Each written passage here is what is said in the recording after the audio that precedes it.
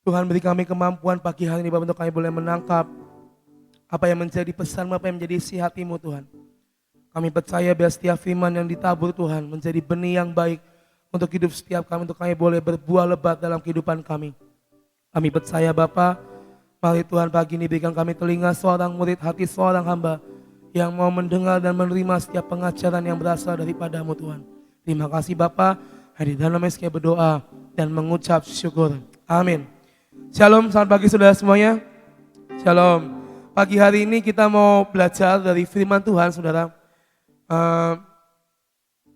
Setiap kita pasti dalam kehidupan saudara pernah mengambil yang namanya sebuah keputusan, benar? Dalam pekerjaan, dalam pelayanan, dalam hal apapun. Pasti hari demi hari itu pasti ada keputusan yang kita ambil. Contoh kayak misalnya kita mau PW pagi. Kita mengambil keputusan setelah bangun tidur, mandi, kita ambil keputusan untuk kita bisa pergi ke PW pagi. Kita nggak akan pernah lepas dari yang namanya sebuah kata, yaitu keputusan dalam hidup setiap kita. Saudara. Dan hari-hari ini dalam kehidupan kita diperhadapkan dalam situasi di mana kita harus mengambil sebuah keputusan, baik itu dalam hal jasmani maupun rohani, dalam pekerjaan kita maupun dalam pelayanan kita. Keputusan yang tepat adalah yang pasti keputusan yang baik, yang sudah dipertimbangkan dan yang pasti sesuai dengan kehendak Tuhan. Karena keputusan yang sesuai dengan kehendak Tuhan itu akan membawa kita kepada kebaikan. Tetapi terkadang kita mungkin pernah mengalami yang namanya gerasak gerusuk karena mungkin dalam keadaan terjepit, akhirnya kita memutuskan yang salah. Dan itu yang akan membawa kita kepada kesukaran. Dan pagi ini temanya adalah keputusan yang tepat. Kita akan sama-sama belajar dari seorang Daud, di mana waktu itu dia mengalami situasi yang sangat genting, momen yang sangat krusial, tetapi dia memutuskan yang tepat pada waktu itu. Kita akan sama-sama buka dari 1 Samuel 30. 1 Samuel 30 ayat 1 dan 8, saudara. 1 sampai 8. 1 Samuel 30 ayat 1 sampai 8. Perikopnya adalah Ziklag terbakar, pembalasan Daud kepada orang Amalek. Ayat 1 berkata seperti ini. Ketika Daud serta orang-orangnya sampai ke Ziklag pada hari yang ketiga, orang Amalek telah menyerbu tanah Negeb dan Ziklag. Ziklag telah dikalahkan oleh mereka dan dibakar habis. Perempuan-perempuan dan semua orang yang ada di sana, tua dan muda, telah ditawan mereka dengan tidak membunuh seorang pun. Mereka menggiring sekaliannya kemudian meneruskan perjalanannya. Ketika Daud dan orang-orangnya sampai ke kota itu, tampaklah kota itu terbakar habis. Dan istri mereka serta anak mereka yang laki-laki dan perempuan telah ditawan. Lalu menangislah Daud dan rakyat yang bersama-sama dengan dia, itu dengan nyaring sampai mereka tidak kuat lagi menangis. Juga kedua istri Daud ditawan, yakni Ahinoam perempuan Israel dan Abigail bekas istri Nabal orang Karmel itu. Dan Daud sangat terjepit karena rakyat mengatakan hendak melempari dia dengan batu. Seluruh rakyat itu telah pedih hati masing-masing karena anak-anaknya laki-laki dan perempuan. Tetapi Daud menguatkan kepercayaannya kepada Tuhan Allahnya. Lalu Daud memberi perintah kepada Imam Abiatar bin Ahimelek, bawalah efod itu kepadaku. Maka Abiatar membawa efod itu kepada Daud. Kemudian bertanyalah Daud kepada Tuhan, katanya, haruskah aku mengejar gerombolan itu? Akan dapatkah mereka kususul? Dan Tuhan berfirman kepadanya, kejarlah, sebab sesungguhnya engkau akan dapat menyusul mereka dan melepaskan para tawanan. Hari itu Ziklag dihajar habis, dibakar habis dan diserang habis-habisan. Daud serta rakyatnya dan tentara-tentaranya melihat semuanya habis terbakar. Di ayat yang ke-6 dikatakan, dan Daud sangat terjepit. Daud dalam fase atau dalam momen di mana keadaan yang tidak menentu sudah pasti itu akan sangat gerasak gerusuk sekali waktu itu. Dan dengan banyaknya rakyat yang mungkin menghujat dia, mau melempari dia dengan batu, menjadi seorang Daud tidaklah mudah saat itu, saudara. Menjadi seorang Daud yang melihat semuanya ditawan, melihat semuanya habis dibakar dan melihat rakyat yang marah, sangat marah kepada Daud dan hendak melempari dia dengan batu. Jujur, kalau kita ada di posisi itu, gemetar pasti. Ketakutan pasti melanda. Dan itu adalah momen penentuan di mana Daud mengambil sebuah keputusan yang tepat waktu itu.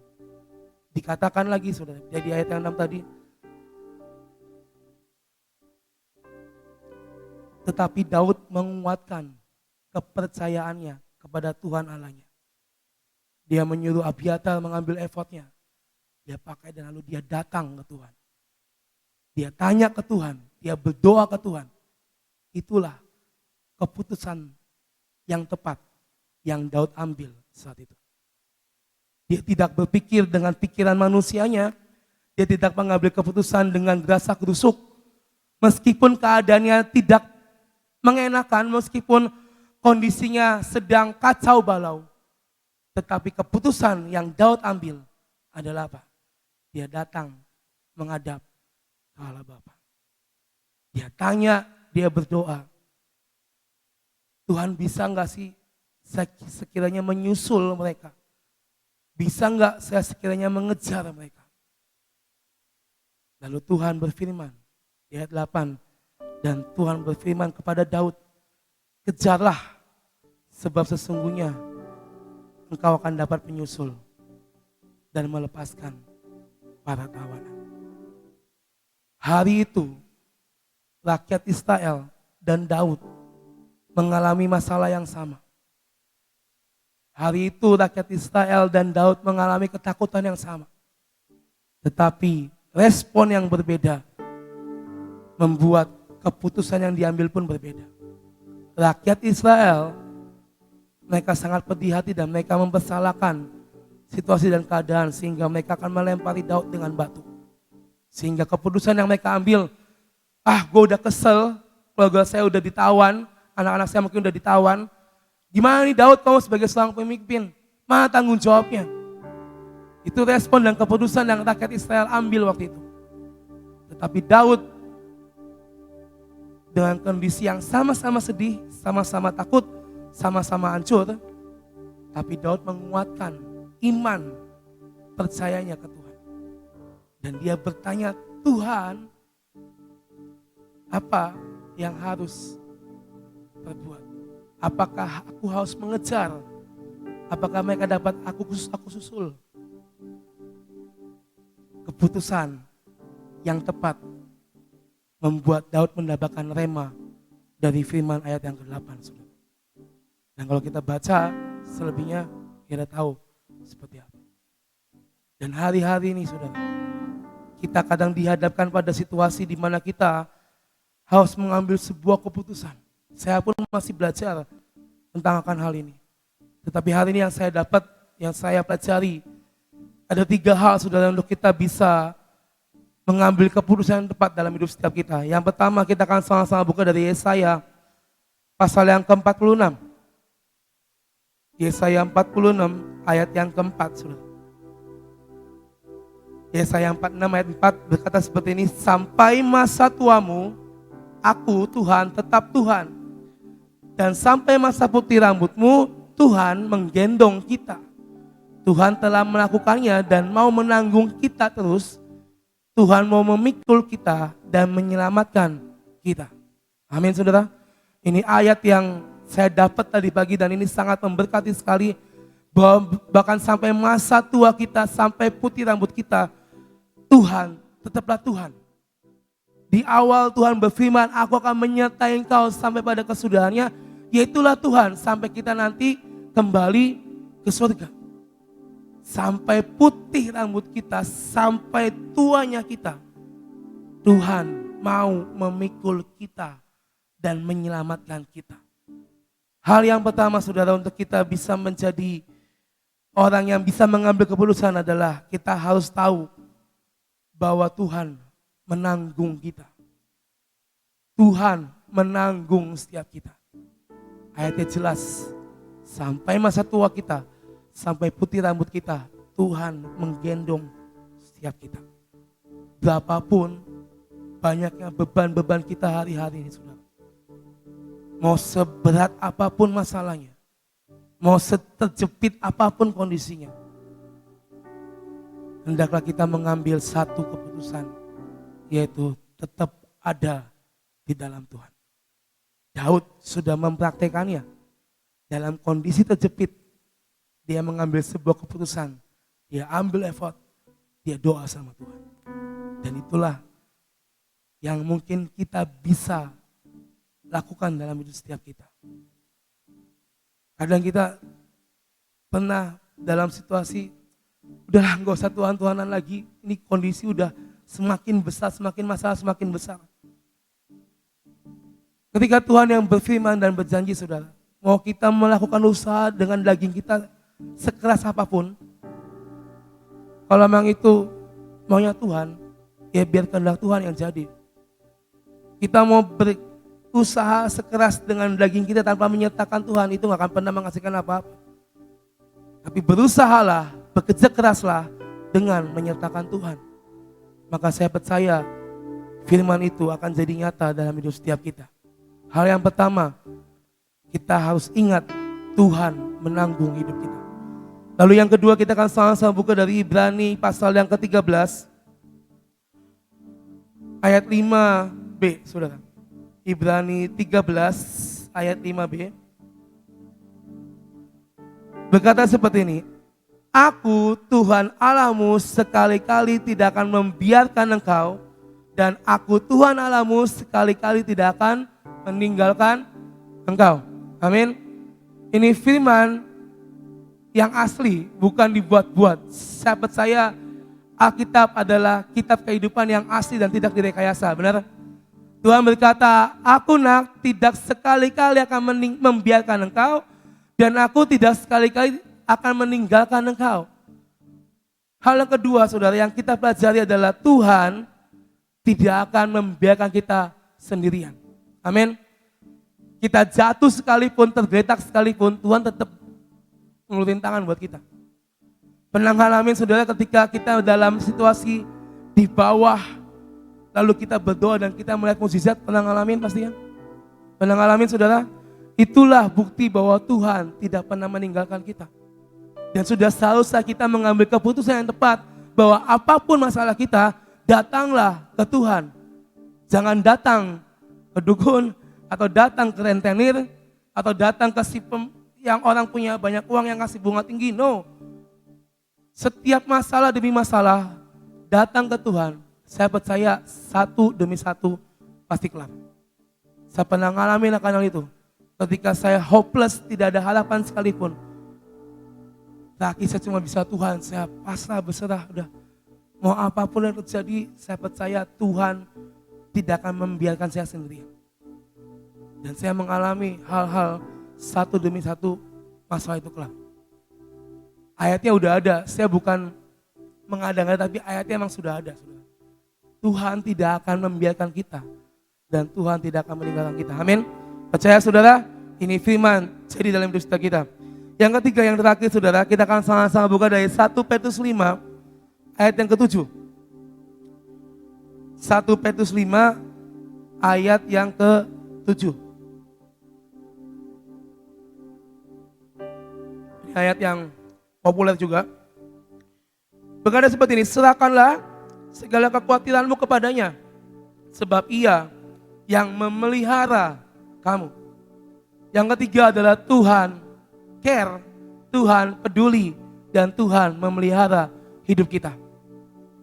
Tiga hal tadi, pertama Tuhan menanggung hidup kita, Tuhan tidak akan membiarkan kita sendirian, dan Tuhan care dan peduli dalam hidup setiap kita.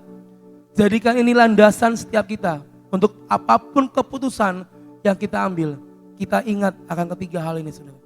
Akan setiap ayat demi ayat yang kita baca pagi hari ini. Tuhan menjaga dan memelihara hidup kita. Amin.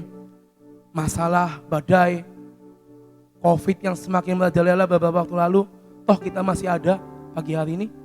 Itu bukti pemeliharaan Tuhan. Benar? Amin saudara.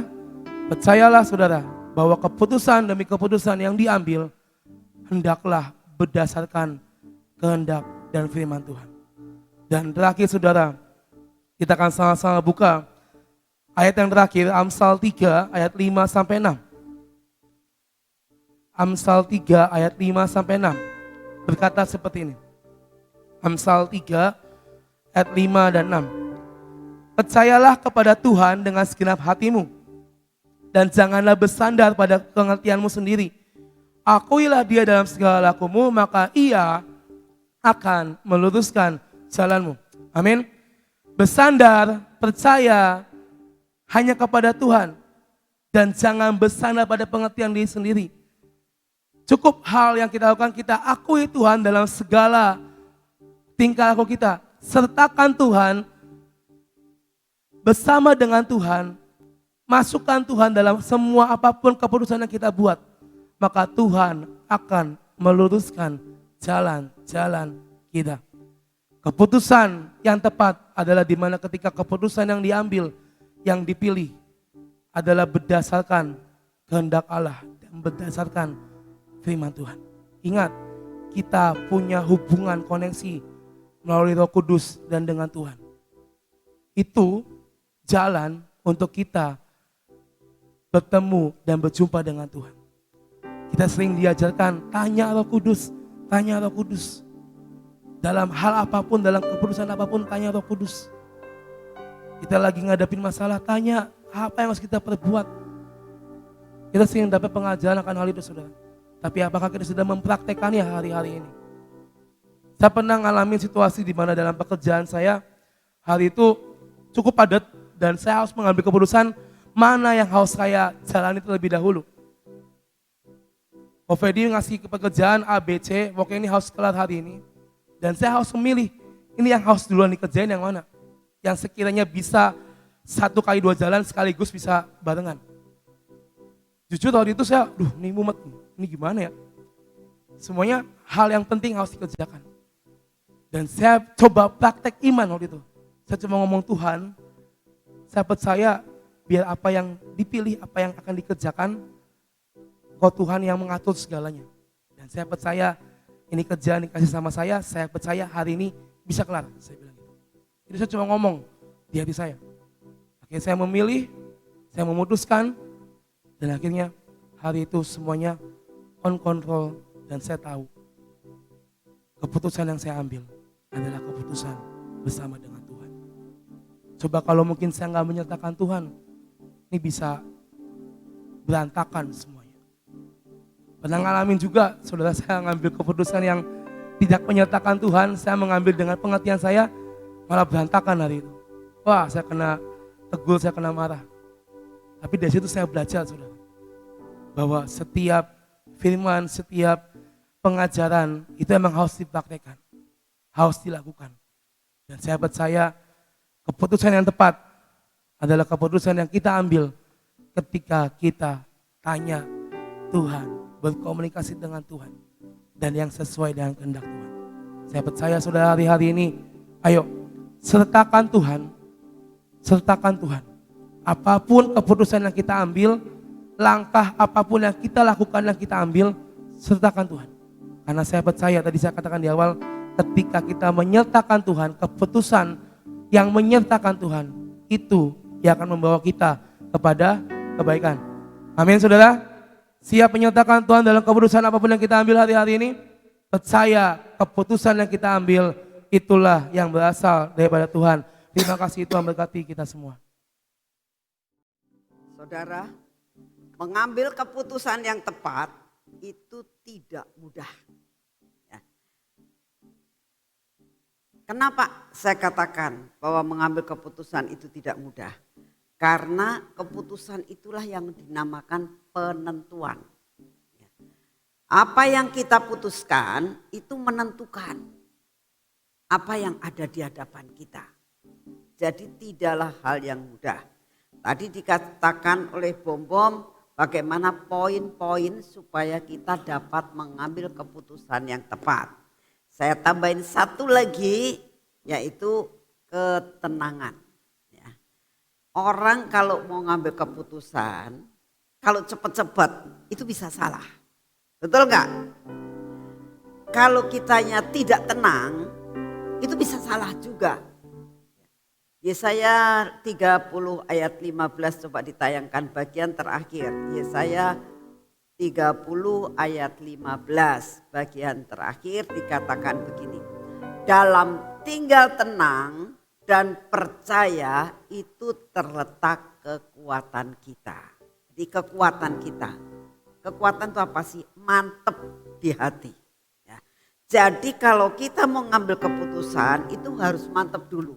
Kalau ragu-ragu jangan ngambil keputusan dulu. Nah, bagaimana cara kita itu bisa punya kekuatan, kemantapan untuk mengambil keputusan kalau kita itu tinggal tenang dan percaya sesuai sama poin-poin yang sudah diberikan tadi melalui firman Tuhan dari Pak Bom Indra yang mengatakan harus begini, harus percaya bahwa masa depan kita ada di tangan Tuhan, kita digendong sama Tuhan, kita percaya kepada firman, ya, dan sebagainya.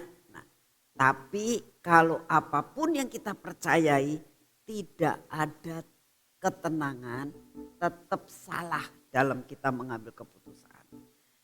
Jadi kalau kita tenang, oleh karena itu belajar kalau ngambil keputusan apa-apa, katakan tenanglah hai jiwaku.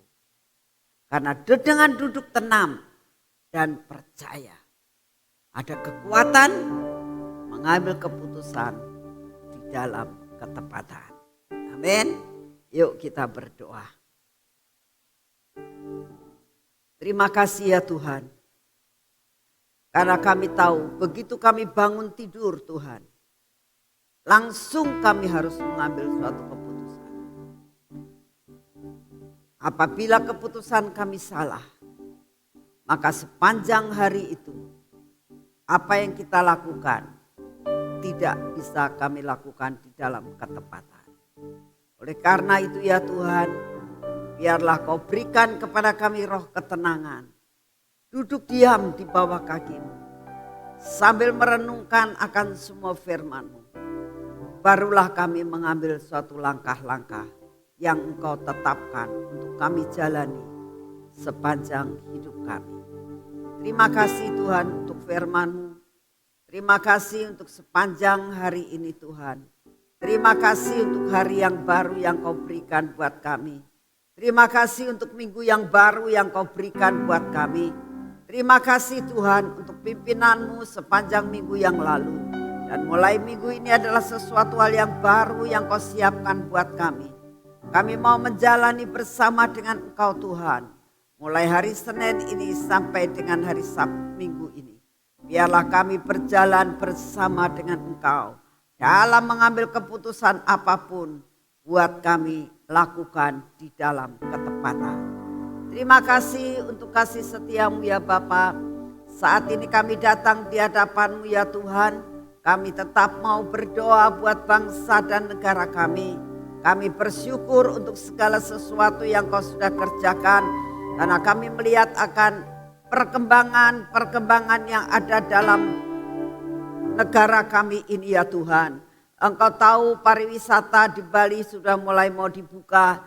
Kami tahu Tuhan semua karena anugerah-Mu. Tapi tetap kami datang di hadapan-Mu pada saat ini ya Tuhan. Kami mohon anugerah-Mu. Biarlah pandemi yang sudah mulai surut ini jangan sampai Tuhan membuming kembali. Kami minta Engkau sendiri yang berdaulat atas keadaan pandemi di dalam negara kami ini Tuhan. Sehingga perekonomian negara kami akan pulih kembali. Keadaan transportasi akan pulih kembali. Keadaan bangsa kami mulai ada suatu gairah untuk melakukan semua aktivitas yang ada. Kami berdoa Bapak, Engkau berkati semua hasil-hasil daripada tanah Indonesia, hasil daripada tambang Indonesia.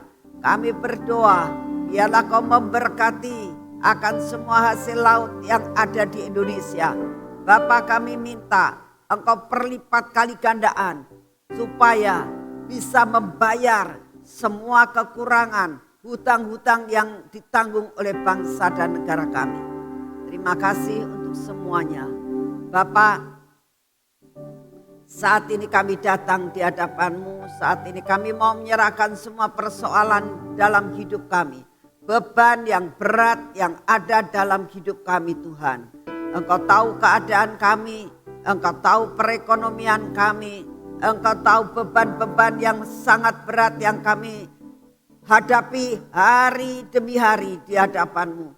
Tuhan, saat ini kami datang, kami minta kekuatan dan kemampuan untuk dapat mengatasi dan menyelesaikan semua masalah yang Kau izinkan terjadi dalam hidup kami. Bapak, kami minta di dalam nama-Mu, biarlah kami menanggungku bersama dengan Engkau. Biarlah beban yang kami tanggung, kami selesaikan bersama dengan Engkau Tuhan. Terima kasih untuk semuanya. Kami berdoa untuk Bapak Presiden kami Tuhan. Biarlah Engkau beri kemampuan, hikmat dan kebijaksanaan untuk dapat memimpin akan bangsa dan negara kami. Terima kasih untuk hari ini. Terima kasih Tuhan, kami percaya anugerah-Mu besar buat kami. Dalam nama Tuhan Yesus Kristus. Mari kita masuk dalam pengurapan.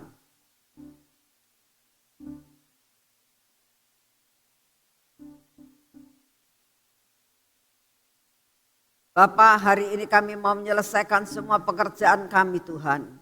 Kami percaya bersama dengan Engkau, kami akan melakukan banyak perkara yang ajaib.